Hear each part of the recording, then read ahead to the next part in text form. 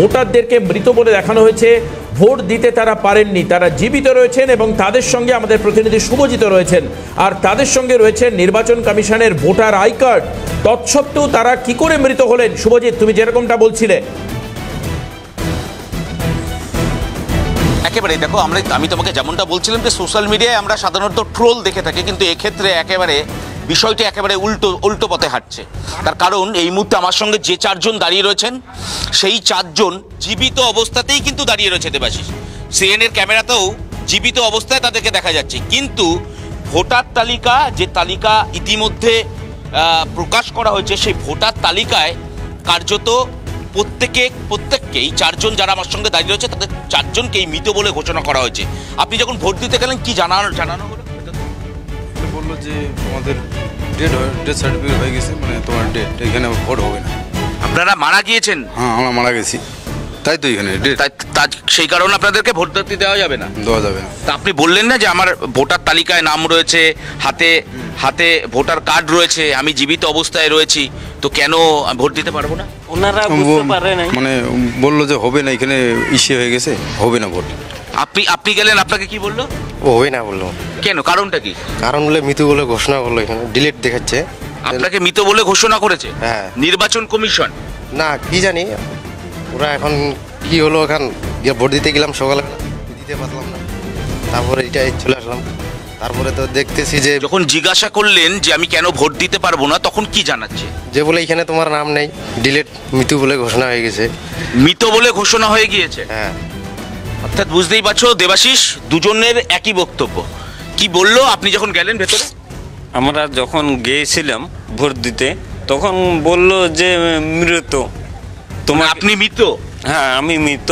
তাই আপনাকে আমাকে ভোট দিতে দিল না। তখন আমার বউ এসে ভোট দিয়ে চলে গেল, আমি দিতে পারলাম না। আপনি ভোট দিতে পারলেন না? না। আপনি যখন গেলেন ভোট দিতে তখন কি বলে? এখনো ঢুকি নেই, হ্যাঁ, বাইরেই আছে, বাইরে শুনতেছি যে আমাদেরও বলে ওই রকমই একই কেস। মানে আপনারও তালিকায় যে ভোটার তালিকা রয়েছে সেখানে মৃত বলে ঘোষণা করা হয়েছে? হ্যাঁ, মৃত বলে। অর্থাৎ বুঝতেই পারছো দেবাশিস, আমার সঙ্গে চারজন ব্যক্তি রয়েছেন যারা একেবারে সশরীরে এই মুহূর্তে এই উত্তর কাঠুলিয়া গ্রামের 60 নম্বর বুথের সামনে দাঁড়িয়ে রয়েছেন। কেন দাঁড়িয়ে রয়েছেন? তার কারণ নির্বাচন কমিশন তাদেরকে মৃত বলে ঘোষণা করেছে। এই মুহূর্তে চারজনই তারা ভোট দিতে গিয়েছিলেন কিন্তু ভোট দিতে পারেননি। তার কারণ তারা মৃত।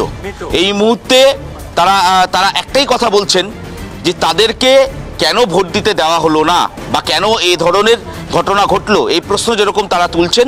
একই সঙ্গে একটু আপনি যখন কথা বললেন তখন কি জানাচ্ছিলেন আধিকারিকরা, নির্বাচনের যারা আধিকারিকরা রয়েছেন সেক্টর অফিসার থেকে শুরু করে? তো ভেতরে তো এসে আমি মানে ঢুকিনি ভিতরে, আমি এখনো সঠিক বলতে পারছি না। এমনি এই বলছে ওরা এই যে হবে না, ডিলিট, মৃত বলে ঘোষণা করছে, ভোট দেওয়া যাবে না।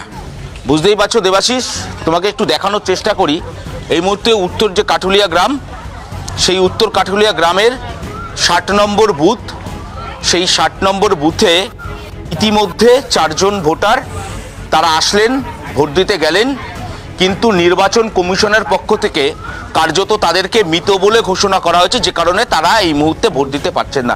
দিদি একটু আপনার সাথে কথা বলি। দিদি, এখনো পর্যন্ত কতজনের তালিকা পেয়েছেন যারা ভোট দিতে এসছেন কিন্তু মৃত? আমি তো চারজনেরই, এর আগে তো 3 জন পেলাম, এখন শুনতেছি 4 জন।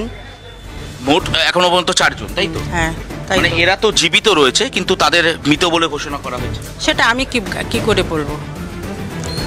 আমি তো একেবারে অনেক ধন্যবাদ শুভজিৎ। অবশ্যই খবর দিকে আমাদের নজর থাকবে। কিন্তু বাপি গোস্বামী আমাদের সঙ্গে এই মুহূর্তে রয়েছেন, জেলা বিজেপি সভাপতি। বাপি বাবু, আপনাকে স্বাগত জানাই। 4 জনকে মৃত দেখানো হচ্ছে নির্বাচনী তালিকায়, অর্থাৎ ভোটার লিস্টে এরা মৃত, কিন্তু তারা জীবিত রয়েছেন এবং 4 জন নয়, মোটামুটি 12 জন ওই এলাকার এরকম অভিযোগ রয়েছে। কি বলবেন? আপনাদেরকে নমস্কার। পশ্চিমবাংলার প্রশাসন যারা জীবিত তাদেরকে মৃত দেখাচ্ছে, আর যারা বাংলাদেশ থেকে অনুপ্রবেশকারী, বাংলাদেশে এবং রোহিঙ্গা মুসলিম অনুপ্রবেশকারী, তাদেরকে ভোটার লিস্টে নাম তোলানো হচ্ছে। অথচ যাদের জন্ম, কর্ম, শিক্ষা, দীক্ষা, যৌবন, বার্ধক্য সবই এখানে, তাদের নাম কেটে দিচ্ছে। কারণ প্রশাসনটা চলছে তৃণমূলের অঙ্গনী হলে আজকে যে মানুষরা ভোট দিতে পারলেন না, তার গণতান্ত্রিক অধিকার প্রয়োগ করতে হবে না, তার দায়িত্বটা নিয়ে তৃণমূল কংগ্রেস যে শয়তানি বদমাইশি করে তাদের নামটা কাটলেন তার প্রশাসনকে দিয়ে নির্বাচন কমিশন করবে, তারা দিবেন না। এটাই চলছে পশ্চিমবঙ্গের বর্তমান পরিস্থিতি। আপনাদের মতন নির্ভীক সাংবাদিকরা আছেন, এটা প্রকাশ পাচ্ছে। বহু এরকম বিগত দিনে হয়েছে, প্রকাশ পায়নি, আপনি আজকে প্রকাশ করছেন, তাতে আপনার ধন্যবাদ। এরকম ঘটনা আজকে সারাদিনে বহু জায়গার থেকে আপনাদের কাছে খবর আসবে। একেবারে অনেক ধন্যবাদ। বাপি গোস্বামী, জেলা বিজেপি সভাপতি, জলপাইগুড়ি, আমাদের সঙ্গে ছিলেন।